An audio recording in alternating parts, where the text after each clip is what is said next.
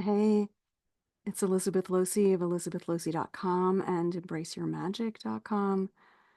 Um, yeah, it's it has been a week, right? An interesting week, a hard week for many, many, many of us. And I just want to witness everyone for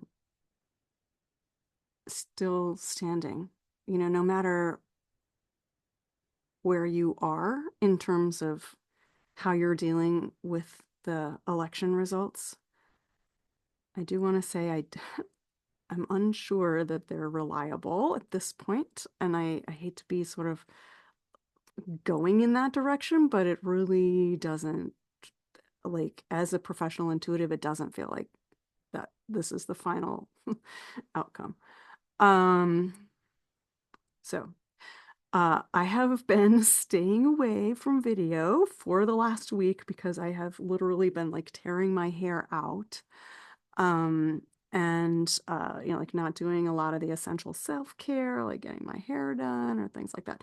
So here I am without any makeup on or anything, but I did pull crystals, and there were four stones, and four, of course, is a number of stability and foundation and groundedness. Um, and so um, this is especially important this week because in the next 7 days we have two major upheaval kind of events. Friday is a Taurus full moon. I happen to have a natal Taurus moon. The moon loves to be in Taurus, and this time, however, you know, Taurus is like the Garden of Eden, so like all good things. Let's just receive the delicious gifts of nature. Um, let's maybe lay around and like have good sex or whatever. This is a full moon in Taurus, which is all about abundance, and it is connected to, like, essentially in bed with Uranus, um, who is, the revolutionary, the genius, the revolutionary, the like, the the thing that like changes everything on a dime. And uh, and also uh, Venus, who's the ruler or the dispositor or the like the the one in charge of this Taurus full moon. She just, I think yesterday, moved into Capricorn. And Capricorn is where Pluto is at the other end of the sign just until Monday. Just until Monday. And so this Monday or Tuesday. It's the 19th. I'm not looking at a calendar. So we have one more week of Pluto in Capricorn. I have a lot of things to say about those, but maybe now is not the time to say them. I really wanted to reserve this message for saying, like, I witness you wherever you are. Find grounding and stability wherever you can.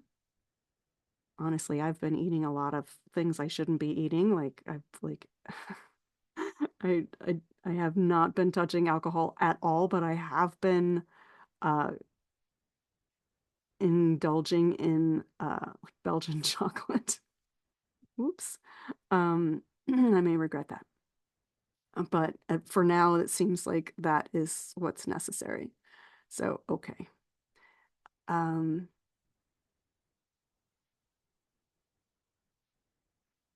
find your stability. This full moon uh, might feel, or is very like, all full moons are like, this is where we get the word lunatic. It's because at the full moon people start to be a little nuts, right? And this particular full moon, especially in the US, where the country is still extremely divided and we're still on pins and needles, and so many of us are like, well, how can it even be possible that there was so little enthusiasm for Donald Trump and so much enthusiasm for Kamala Harris? And then to have it be like, okay, now he wins the popular vote. He's never even had any kind of popularity over 40%. So there are just lots and lots and lots and lots of inconsistencies. So, okay, I'm reserving judgment until at least a week from now, because we have this big full moon coming up on Friday. Again, all full moons are intense. It's the peak intensity of the month. So all of these things that are coming from the election might reach some kind of fever pitch on Friday.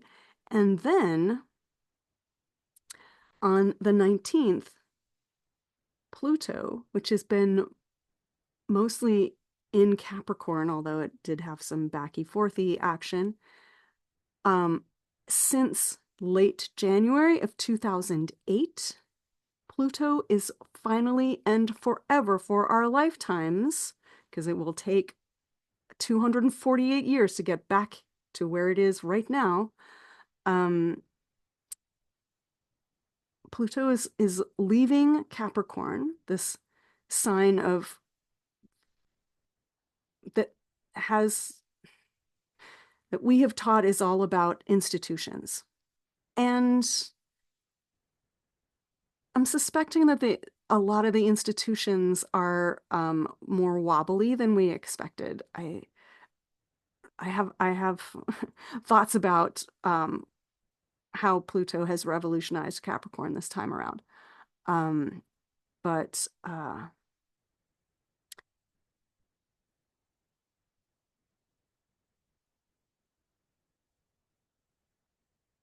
Pluto in Capricorn has taken down monarchies in the past. And so we'll see, right? Because as it moves into Aquarius, which is the sign of the people, we might be seeing the people taking their power back from these institutions, and that's happening in a week. So I don't quite know. I did do a crystal pull though, and I want to share that with you. So there were 4 stones. The largest stone was a bloodstone for courage.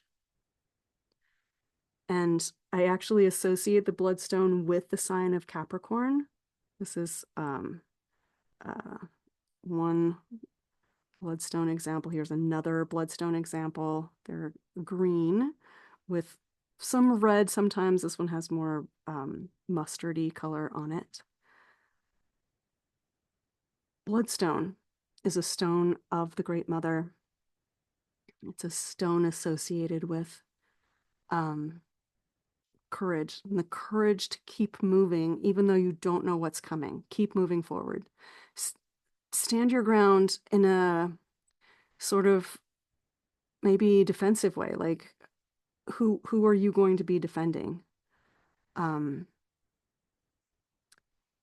It's the stone of courage for the spiritual warrior. Like this is a time that is really calling all of us to stand in our truth.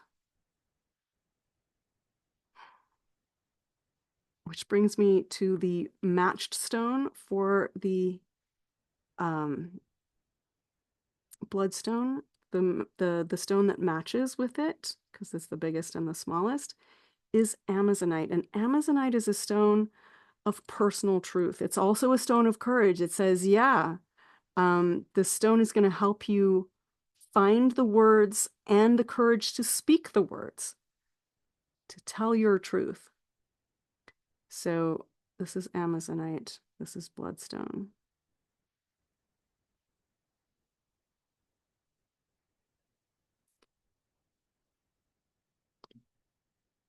The other stones, there were 2 other stones. One was yellow tiger's eye. I in my parlance, I call this dragon's eye. Let's see if you can see that better. So it's this red dragon's eye. I have another piece over here. Let me see if you can see it better. Knock things over. This is also dragon's eye. So you can really see that the tiger's eye, the stripes. And so this is a stone of manifestation. It helps us. It's a grounding stone too, so more grounding. Bloodstone helps us to tether our heart to our root. So that is also very grounding, along with the number 4 with the 4 stones. So here we have several, like 3 elements that are very grounding. One that also opens up the heart. This dragon's eye connects the heart with the solar plexus. And of course, the solar plexus is how you shine your light out, right? It's also about how you manifest stuff in your life. Dragon's eye is a master manifestation stone. It's part of the tiger's eye family. Tiger's eye is all about success. And this one is like mystical success, magical success, deep, mysterious, like the feminine mystery success, that kind of success. And it also says, okay, so what does dragon mean to you? Just, off the top of your heart, what does dragon mean to you? And that's also part of this message from the dragon's eye. Because the dragon's eye is holding up a mirror and says, okay, yeah,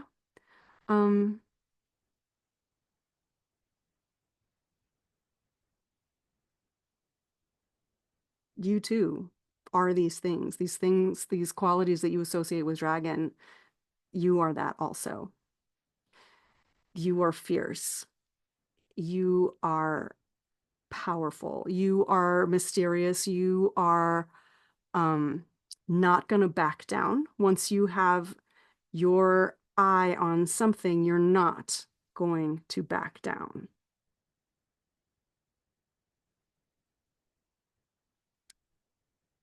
Dragon's eye. So far, all these have been very feminine stones. Our final stone is also a really feminine stone. It's rhodochrosite, and rhodochrosite is this beautiful, beautiful pink stone. Here, I have a rhodochrosite ring that might show a different look for rhodochrosite. So rhodochrosite is pink with like a creamy band in it. This one doesn't. It's a higher quality stone. It doesn't have much creamy to it, but yeah, the creaminess on the rhodochrosite is, to me, that speaks of cosmic mother's milk. And it says, you know what?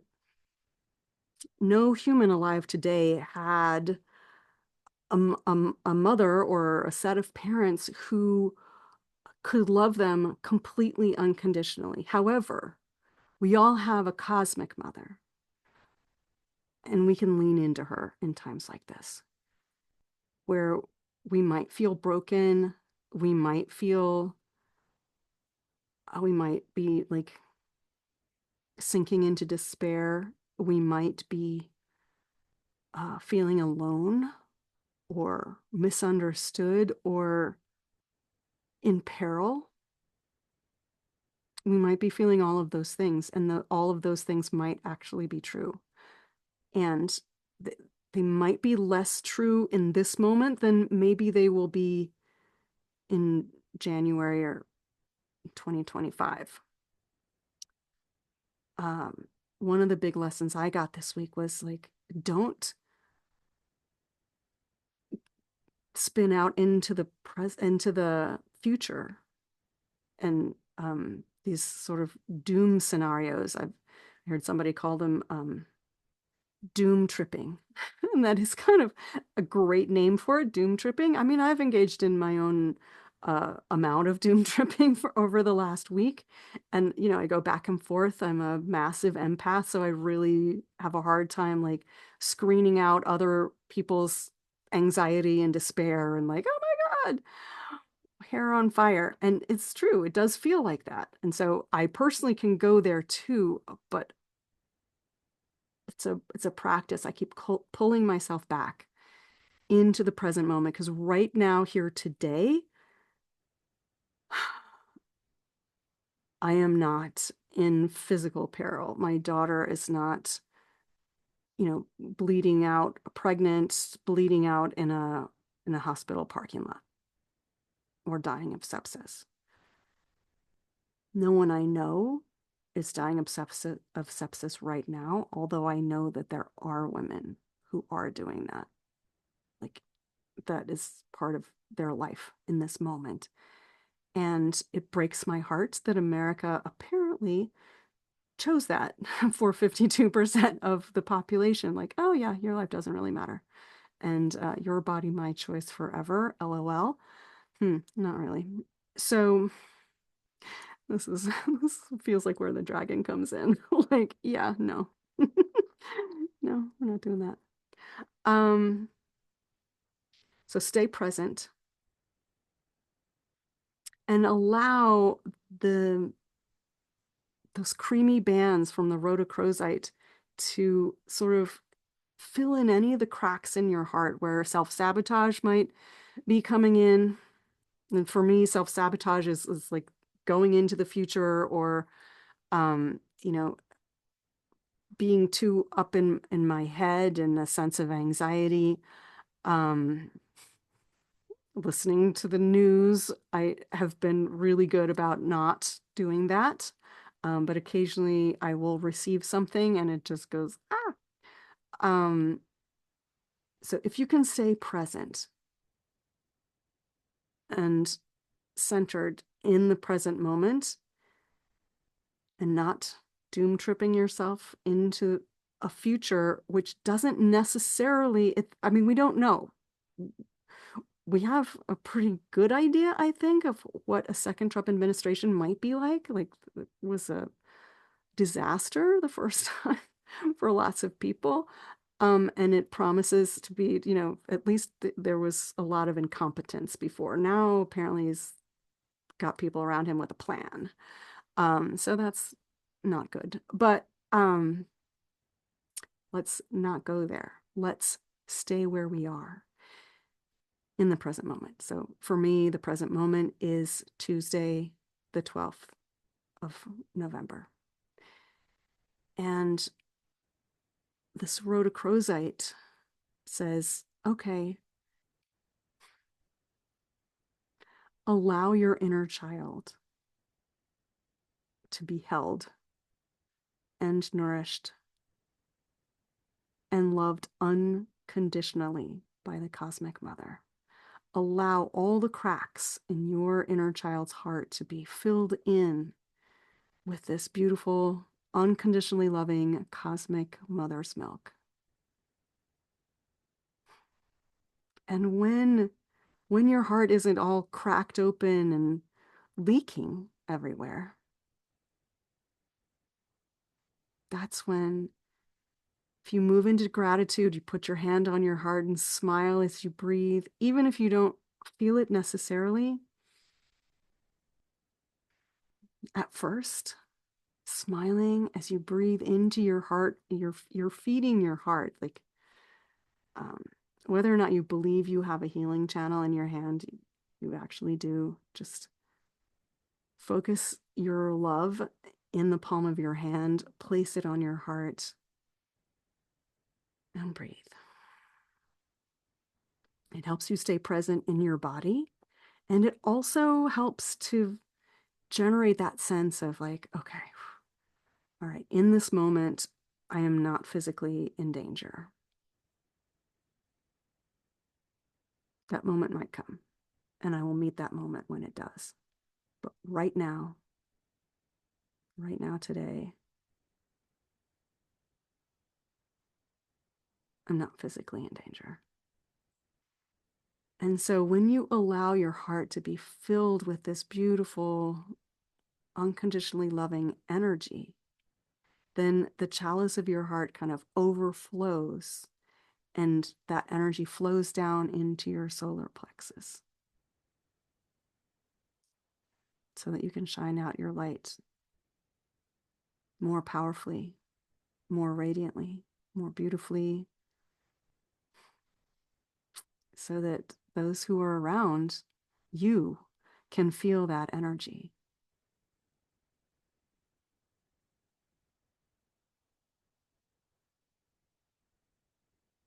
You know, I hadn't actually noticed this when I pulled these stones, but all four of these stones are, activate two different chakras.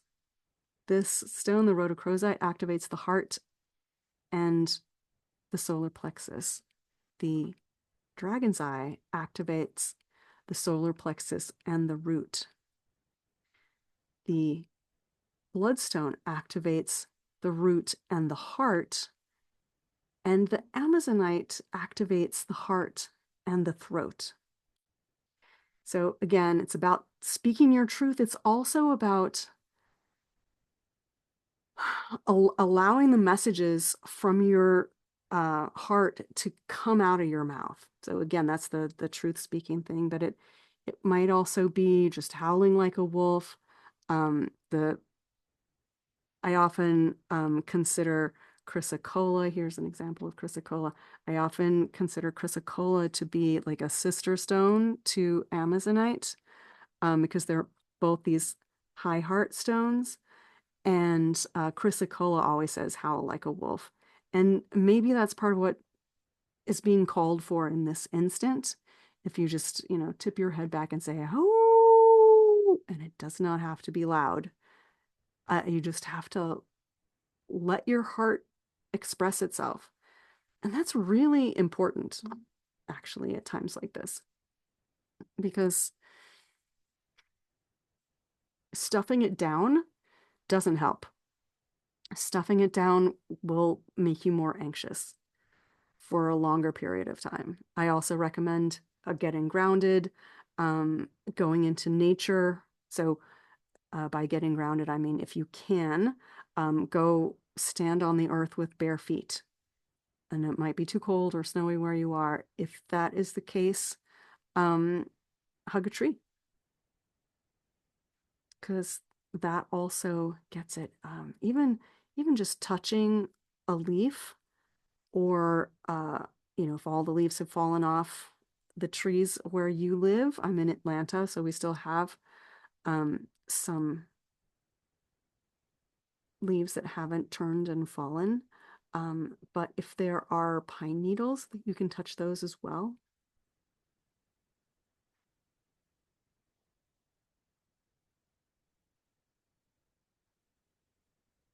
These four stones really say, like, have courage, speak your truth, stand in your power. You are a stronger manifester than you think. And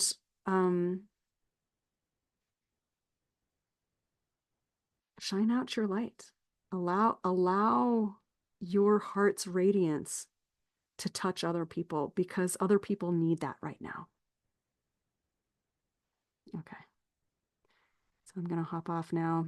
This is a much longer video than I thought I would be making, especially since I look crazy. A friend of mine said, well, you should just show up with your witchy hair and like no makeup, like be in your authentic like imperfection, because people need to hear from you now. So yeah, I think I will be over the next few days. I'm just gonna make a habit of pulling a card or a crystal to share with everybody every day, even if I, look and feel kind of like shit. Um, and I hope you all can show up wherever you are and however you are. Feel your feelings. There is a lot of grief, a lot of fear, a lot of anger running around. I mean, in the run up to the election, I spent a lot of time phone banking, a lot of time um, talking to people, texting, um, and uh, working just with the energies. And even though it felt like there wasn't, the outcome wouldn't be what it apparently is, um, I still wanted to make sure that I did everything I could to preserve American democracy. And this is a shakeup moment. I mean, yeah, we're already feeling it. Um, these next several months are going to be very interesting. So take care of yourself, take care of the people around you. Um, I heard that,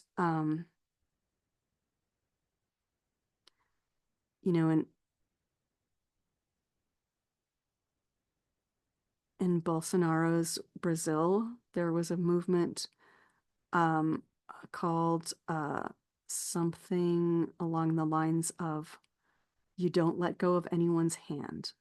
Like, don't you like it's a community of care, right? You don't let go of anyone's hand. United, we can accomplish anything. And we might need to create underground railroads. That's sort of a horrifying idea, and I think it might come to that. Um,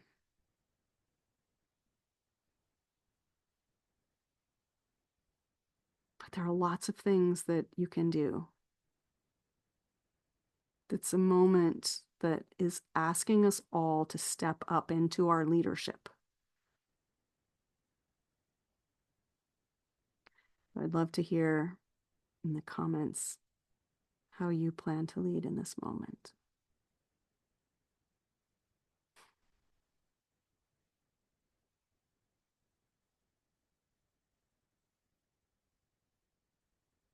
As ever, I'm linking arms with you.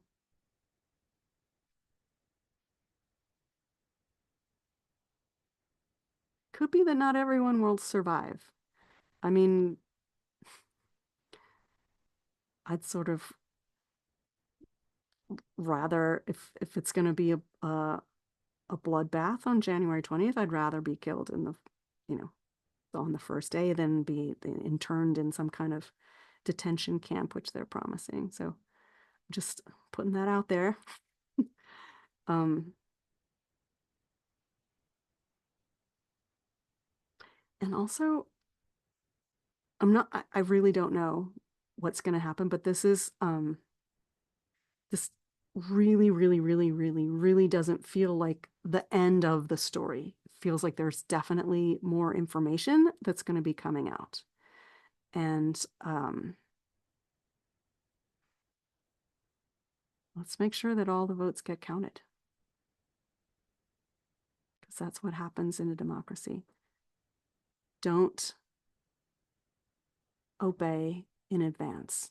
Also, Timothy Schneider's book on tyranny, that's rule number one. If you're in an authoritarian country, don't obey in advance. Anticipatory obedience is a thing, because if we get scared enough, it might be like, oh gosh, they might come get me or my family if I, say bad things about them. Uh, yeah, but what that does is it intimidates in French, we would say préalablement, like, um, as best as we can, let's not be intimidated. Let's let our voices be heard. Let's protect those who need protection. Let's do what needs to be done and not, be fawning or falling over ourselves to like make sure that we don't ruffle the feathers of the egomaniacs and the the Donald Trumps and the Elon Musks and the Vladimir Putins and whoever else, right? Let's not.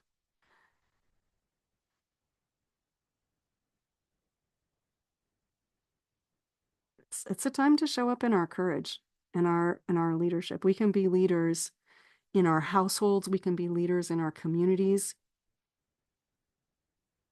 This is a thing I've known for at least a decade. A leader is not like the today's definition of leader isn't someone who's chosen by, the management or the administration or, elected necessarily. A leader is someone who stands up. A leader is someone who has the courage to say and do what needs to be said and done. And it's time now to really be in our leadership position. And whereas it might feel like, you know, the idea of feminine leadership and as embodied by Vice President Kamala Harris has just been like swept away. It's not that. It first of all, it is no kind of a landslide victory. It's not. And I just keep feeling that it's not the final word. I think there might have been some bleepery happening with the results. And and again, the results aren't all in yet, even now. So people have called races prematurely. But so let's not acquiesce before it is actually necessary. Let's stand in our power. This is a moment for women's leadership. This is a moment to say, not on my watch. This is a moment to stand firm and to link arms with others, men and women. Men, we're counting on you to stand up to the assholes, the ones who are going around and saying, your body, my choice forever, right? I hope that if you hear that you draw yourself up to your full height and stand between the offender and the woman he's trying to intimidate. I hope you do. We're all counting on the good men here. We know you exist. Please stand up. Please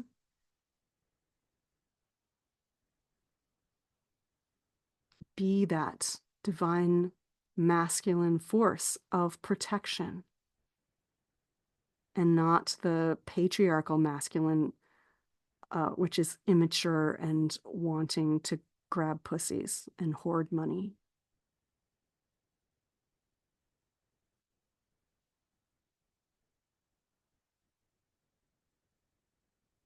Be the men that the women of the US need you to be.